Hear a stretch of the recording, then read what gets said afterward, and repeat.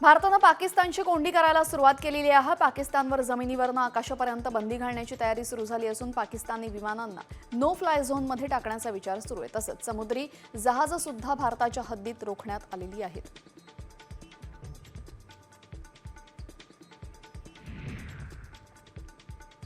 हल्ल्यानंतर भारत पाकिस्तान तणाव वाढले आणि याच पार्श्वभूमीवर 2 मिनिटांच्या आत युद्धासाठी सज्ज होण्याचे आदेश हवाई दलाला देण्यात आलेले आहेत। भारत आणि पाकिस्तानमध्ये सुरू असलेल्या तणावाच्या पार्श्वभूमीवर लष्करी सज्जतेच्या दृष्टीने हे पाऊल उचलण्यात आलेले आहे।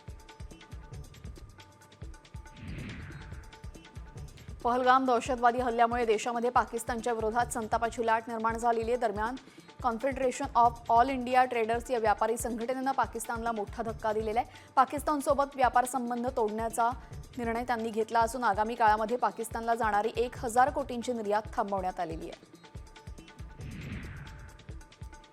संयुक्त राष्ट्रांच्या व्यासपीठावर भारतानं पाकिस्तानला कठोर शब्दात सुनावलेलं आहे। दहशतवाद्यांना प्रशिक्षण आणि निधी दिल्याचा दाखला देत भारतानं पाकिस्तानला दहशतवादी राष्ट्र म्हणून संबोधलेलं आहे। पाकिस्तानचे संरक्षण मंत्री ख्वाजा आसिफ यांनी दहशतवाद्यांना प्रशिक्षण आणि निधी पुरवल्याची कबुली दिल्याचा दाखला भारतानं दिलेला आहे।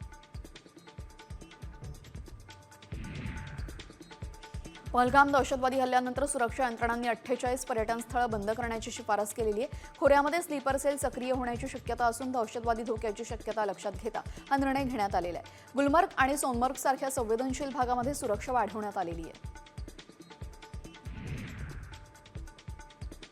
भारत न सोडणाऱ्या पाकिस्तानी नागरिकांवर कारवाई होण्याची दाट शक्यता आहे। भारत न सोडणाऱ्या पाकिस्तानी नागरिकांना 3 वर्षांचा तुरुंगवास किंवा 3 लाख रुपयापर्यंत दंडाची शिक्षा होऊ शकते।